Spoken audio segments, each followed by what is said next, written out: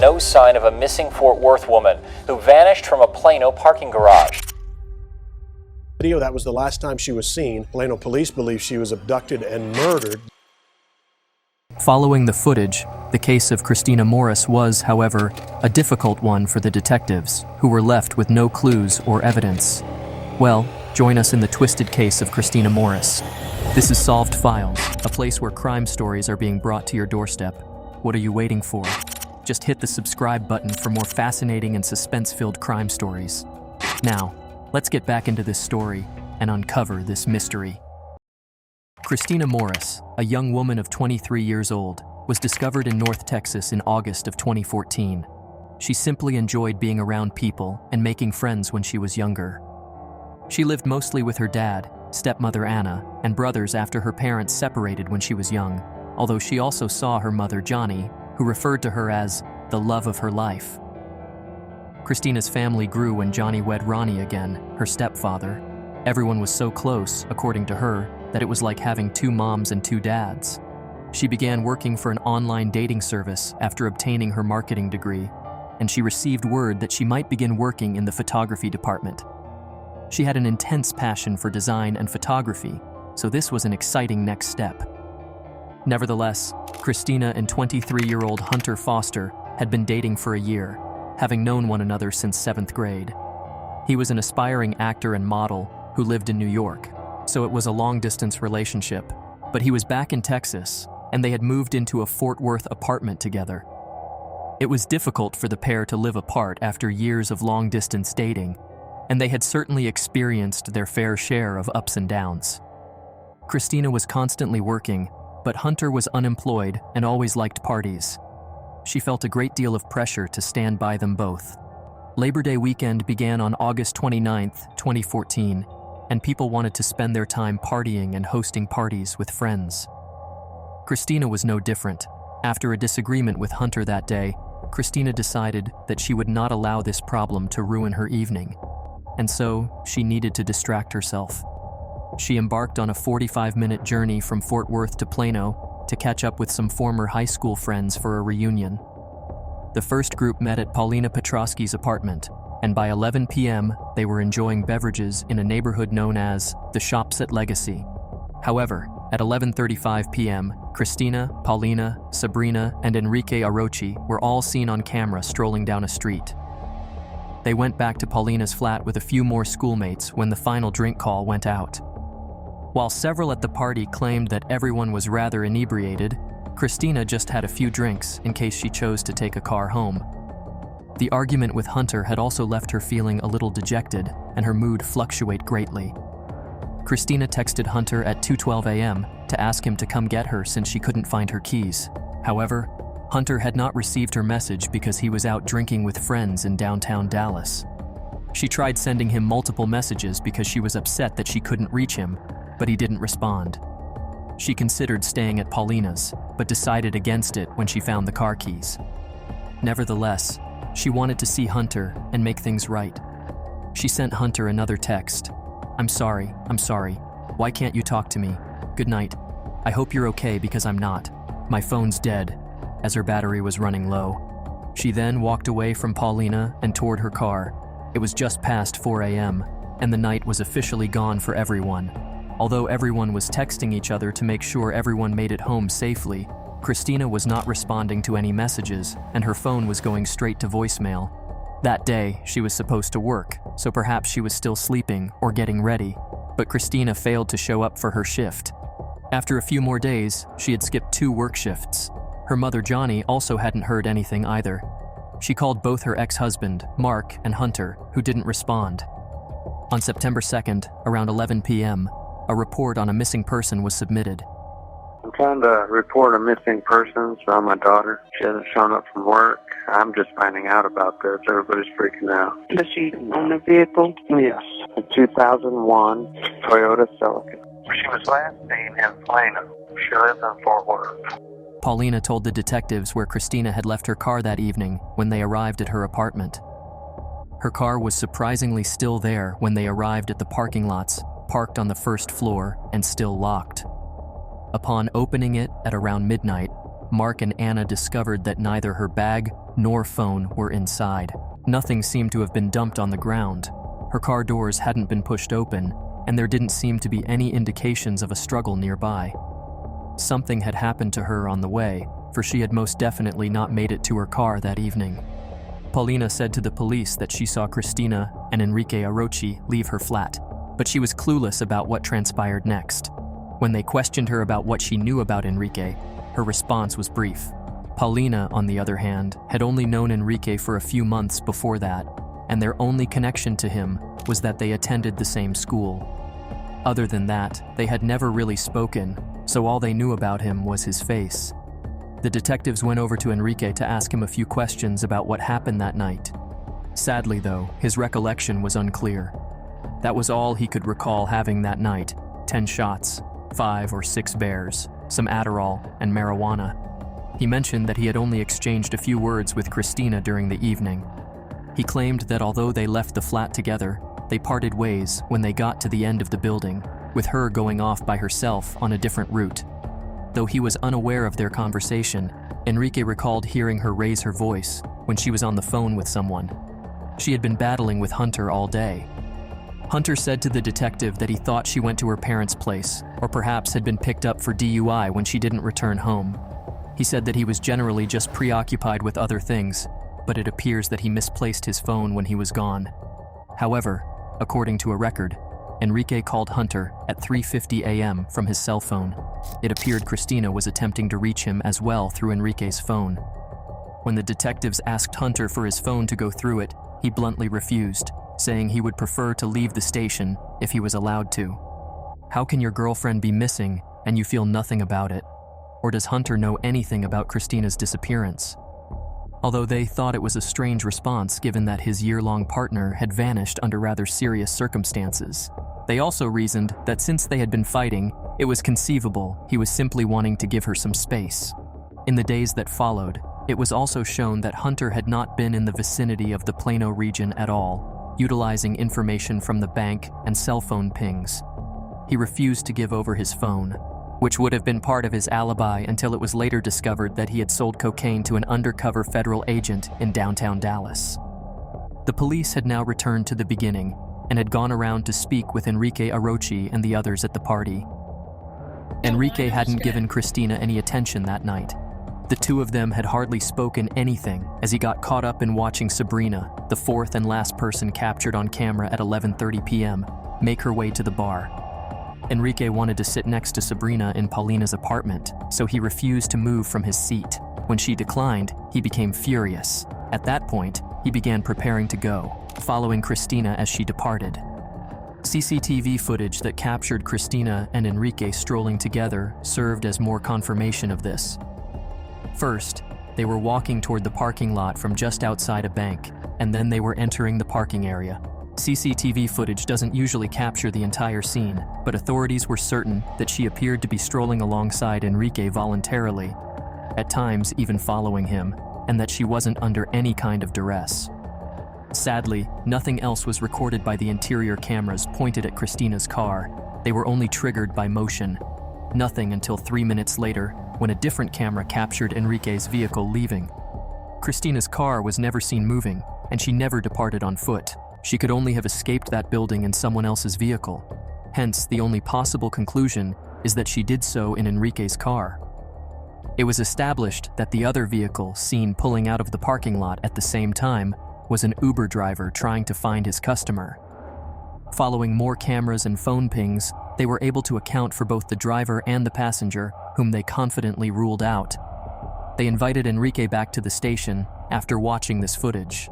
He related the same story to them, saying that they had split up long before they arrived, and that he was parking in a completely different place that would have required him to approach by a different route. The police, however, knew this was untrue and showed him the video. He became quite instantaneous and was taken aback. Is that your car? Yeah. Something's wrong, Enrique. This picture is in that garage. That picture is taken of you walking in that garage with Christina, and that's your car coming out of that same garage. He then changed his story and told the investigator that he and Christina had actually strolled to their cars together, parked close to one another, and maybe he had moved his car during the night and forgotten.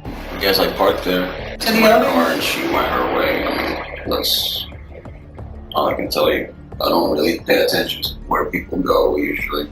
Stand there and watch where she went? Yeah, I should have done that. Nevertheless, there was no video of her getting into his car, no tangible proof at the location, and no explanation for his possible involvement with the authorities. When the detectives asked to check his car, he explained that he needed it ready for a business meeting the following day. According to the police, he was covered in bumps and bruises, his knuckles were bloody, and there was a mark that looked like a bite. He claimed that all of his injuries resulted from maintaining his car. After a tire fell on him, bruising his arm, he hit his car, denting the side in a fit of wrath. Then he once again modified his story, claiming to have gotten into a fight, but not naming whom. When he eventually allowed them to examine his car, it was evident that it had just been washed and vacuumed. The police noticed the dent, but they lacked the necessary authority to investigate further, so Enrique was once again permitted to leave. Enrique worked as a manager at an Allen Sprint store and had a shift starting at 8 a.m. on Saturday, just 4 hours after being seen with Christina. According to his coworker, they spoke with him 3 hours after he was supposed to start his job, and it was evident that something wasn't quite right. They reported he had a rough appearance, limped, and complained of hurting ribs. He had made an earlier stop at a car wash, which is why he was late. The car wash's cameras captured Enrique gazing at his trunk for some time before he opened it, gave it a thorough cleaning, and cleared everything out. After 5 days of searching, the Plano region was also being scouted by drones and helicopters. Her family sent posters to passers-by, but despite a strong call for information, there was not a single hint found. No one had any leads. Now, they have increased the prize for anyone with possible information to $25,000. Enrique had traveled for a total of 1.5 hours. Enrique, however, was persistent in his narrative and even decided to share it with the media. In addition, Hunter, who had now been cleared, was talking to Christina's parents and the media. He claimed to be mentally unstable and to be overcome with remorse for not going to see Christina that evening, believing that if he had, this wouldn't have occurred. Pretty clearly not emotionally or mentally stable at all. Barely enough to do this right now. I just want her to come home and be alive and safe. If I would have been there, none of this would have happened. And this is why I can't do this. I'm done. Okay, that's fine. That's fine. Enrique added, "My family and I pray for them every single day. We're not hiding, we're protecting ourselves. I pray to God on my knees at church, asking him to please find Christina so that this ordeal can end." Early in November, Plano police officially announced Enrique as a suspect. They claimed that although he was being accused of tampering with the inquiry, he was not suspected of having injured Christina at this point. With a warrant in hand, they could now search and inspect his car forensically, and DNA testing would provide the necessary evidence. Christina's DNA was discovered in multiple locations within Enrique's car's trunk. The quantity of DNA detected there could only have originated from saliva or blood, not via a transfer. Furthermore, the DNA could not possibly belong to anyone else, statistically. Enrique was taken into custody in December 2014 on suspicion of aggravated kidnapping, which was 5 months after Christina's disappearance. The police stated that, in light of what they had discovered and the fact that there had been no activity on her accounts, they were assuming she was dead. However, since they didn't have her body and couldn't determine how she passed away or where she may be, they could only prosecute him for kidnapping. A few months later, he was charged with 4 counts of child sexual abuse and aggravated kidnapping by a grand jury. The 22-year-old allegedly had sex with a 16-year-old he claimed to be dating at the time, according to the police, who filed a child abuse allegation. However, these charges were eventually dropped. The grand jury, according to court documents, thought he planned to terrorize Christina by purposefully or knowingly kidnapping her, limiting her movements without her consent, and interfering materially with her liberty by hiding her or holding her in a location where she was unlikely to be found. He also intended to cause bodily harm and sexual abuse. Enrique chose not to testify, though, after entering a not guilty plea and hearing the prosecutor describe the case as the most difficult he had ever handled. Investigators and the prosecution had two explanations about what transpired that evening, both of which were based on the idea that Enrique had made a move at Christina because he felt ashamed over being rejected by Sabrina only a few minutes before. They suspect that considering his wounds, there had undoubtedly been a fierce struggle, and Christina would have either passed away at this time or been critically injured. Her father claimed that his daughter was claustrophobic and afraid of the dark, and it was too much for him to consider her in that situation, alone, afraid, and fearful for her life. In a cruel twist of events, her relatives claimed she was so afraid she had to sleep with the lights on, so she probably would have felt better if Enrique had accompanied her on their walk to her car. Enrique had previously expressed his belief that Hunter should be given more attention and that he may be responsible for Christina's disappearance. Hunter consented to go on the stand, detailing his actions on the day she vanished, even though he was no longer involved in the investigation. Until that moment, he asserted the Fifth Amendment and hardly said anything, but that changed when he was jailed about a week before Enrique. He was now serving time in jail after pleading guilty to conspiracy to distribute ecstasy, and the undercover police officer to whom he sold narcotics on the night Christina went missing caused a massive drug bust. In exchange for immunity, he agreed to give truthful testimony about federal drug crimes, which would not be used against him. He said that he had made numerous blunders and that he struggled with drugs. Furthermore, he claimed that instead of locating her, he continued using drugs with his friends and made some really poor decisions. He was really unhappy about the whole incident and had nothing to do with what had happened to her, but he was honest about their disputes and his remorse about how he had handled things. The evidence presented by the CCTV, DNA, and phone data was compelling, and during one detective's testimony, he revealed that he had also discovered numerous photos and videos on Enrique's phone showing women being tortured, raped, bound, and disfigured. After deliberations spanning nearly 2 days, the jury delivered its decision in September 2016. He was given a life sentence after being found guilty of the first-degree crime of aggravated kidnapping. We, the jury, find the defendant guilty of aggravated kidnapping as charged in the indictment, and it is signed by Bill Rice as presiding juror. Later, Enrique sought a fresh trial and an appeal of his sentence, but his requests were turned down. In a jail interview, he expressed his regret to the Morris family for not being able to support them, adding, "I pray for Christina and her family all the time." Why is anybody not talking about Christina? Is she dead or was she just kidnapped? He refused to discuss the events that transpired as they pulled into the parking lot, including the DNA found in his trunk. I'm not sure how that got there. It might have been a result of cross-contamination, or they might have just planted it there since they were at a loss for suspects. Despite acknowledging that the evidence against him was primarily circumstantial, Enrique maintains that the authorities ought to have given Hunter more attention. "I gave my life to God, and he replied that only he knows when I will be released. I firmly believe in justice. It is unfair to be sentenced to life in prison for a crime I did not commit, and I will fight to the end." Could he be innocent? Even though her family was pleased with the sentencing, it left them with one unanswered question. Where was Christina? Her dad would frequently go out by himself, rain or shine, and would make his way through the wide expanses of bushland. Her family searched for her every day. Her mother quit her job and relocated across the state to devote herself fully to her daughter's search.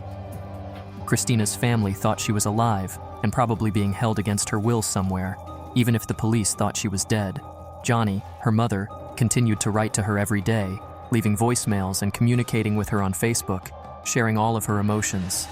That the remains found here yesterday are those of 23-year-old Christina Morris. In March 2018, 2 years after Enrique's sentencing and 4 years after Christina went missing, investigators revisited a previously examined area in rural Anna, Texas, close to a construction site. That's where the skeletal remains were discovered. In the process of excavating and constructing new homes in the region, a construction worker discovered a human skull and some clothes next to the bones. It wasn't long before the clothing and bones were positively identified as the remains of Christina Morris.